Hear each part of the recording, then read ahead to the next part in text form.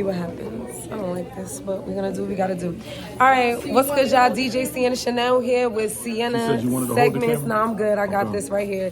DJ Sienna Chanel here with another Sienna segments, and I'm here with none other than the legend, the scholar, the controversial Dr. Umar Johnson. Peace and pan. Thank you so much. I appreciate this so much. All right, so I already have some questions for you. I already wrote them down, but 4 questions. So we see how quickly the Asian community was able to get their anti-hate bill. How do you believe they were able to accomplish that so quickly? And is there any hope or need for Black Americans to attempt to get an anti-hate bill of our own? Absolutely. They did it with one voice. They're unified. You don't see Asians publicly going against each other. You don't see Arabs, East Indians, Latinos publicly going against each other. You regularly see Black people publicly going against each other. There will be just as many Black people who say we don't need a Black anti-hate bill as you have those who are for it. So simply put, the answer to the question is every other culture speaks in one voice.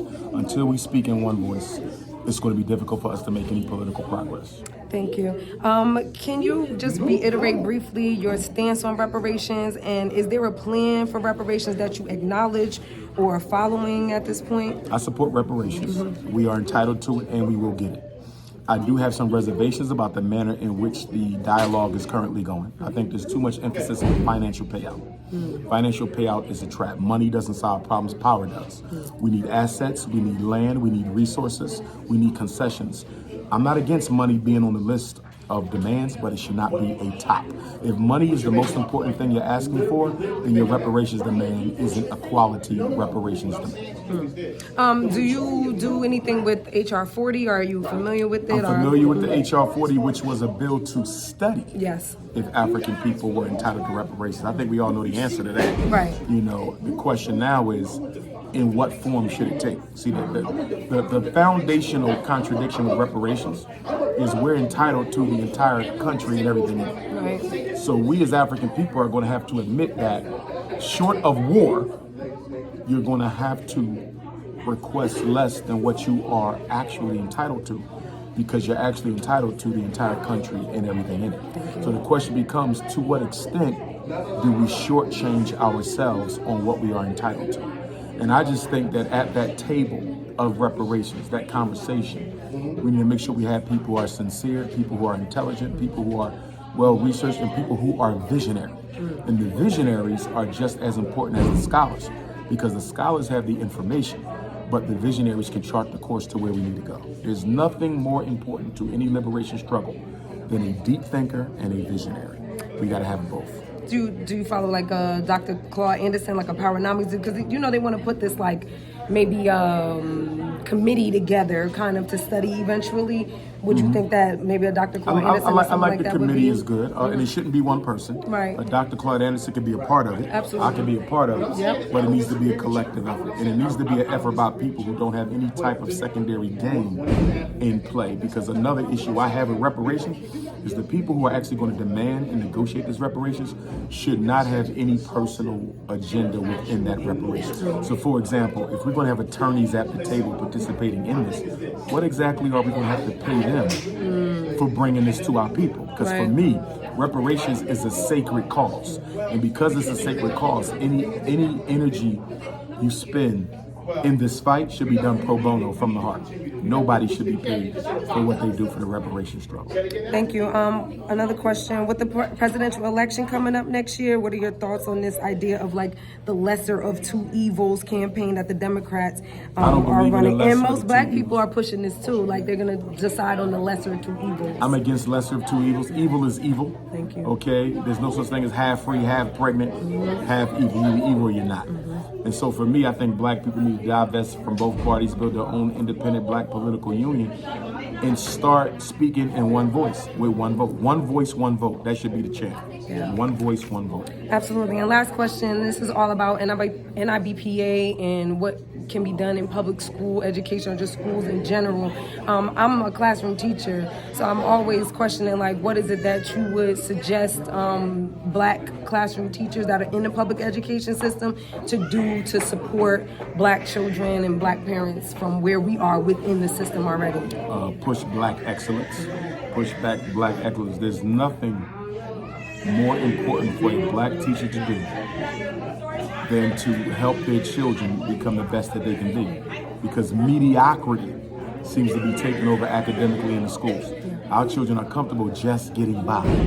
And so I think that the role of the black teacher is to rebirth black excellence, to turn our children into the gods and goddesses that they are, to build their self-esteem and their self-concept so that it becomes unshakable. Because as you know, once they get out into this world, their self-esteem and self-concept are going to take a lot of hits from a lot of people. Absolutely. And so, teachers always say, Dr. Umar, I can't deviate from the curriculum. That might be true.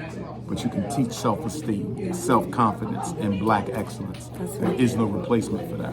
And the last thing, you were talking about some celebrities and things of that nature really quickly. One person I didn't hear you mention was Deion Sanders. I have a kind of a love-hate relationship in my mind about Deion Sanders. I appreciate what he did for Jackson State, right? And when he went there and supported us, but then he ended up leaving us. Not to say that it was only, he had to be the one to stay, but I really do believe that he would be able to usher in this idea of black celebrity and to support HBCUs. How do you feel about him going to a predominantly white school now and bringing all the players with him? I completely disagree with Deion Sanders leaving Jackson State for Boulder, Colorado. I believe the whole thing was an orchestrated scam to get him away from the HBCU movement because I think that the white power structure was threatened with what could potentially come out of that. Deion Sanders was at the brink of history. He could have reorganized and redirected all that money back to us, to colleges that really need it.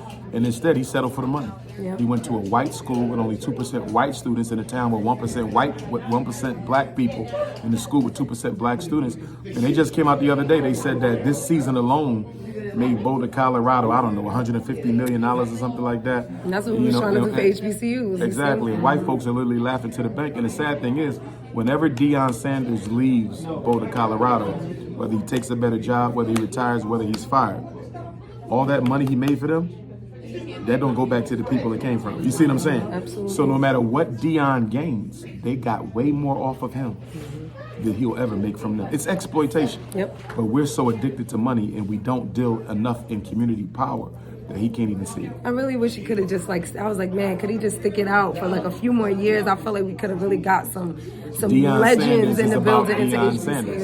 Unfortunately, and a lot of our celebrities are like that. I don't condemn him at all. I love the brother. I want him to be successful. But the black man in the 21st century has become a very selfish black man. And the selfishest of all black men are our celebrities, unfortunately. The very men that our children look up to and want to emulate. All right, last question. I'm so sorry. I just got to ask you this. So do you believe that a person's sexuality separates them from this revolution? Do I believe a person's sexuality separates them from this revolution? Yes. For me, same-sex relationships is a complete contradiction of African culture. It is also very dangerous to emulate that behavior in front of our children because same-sex relationships are a form of birth control. And birth control leads to genocide.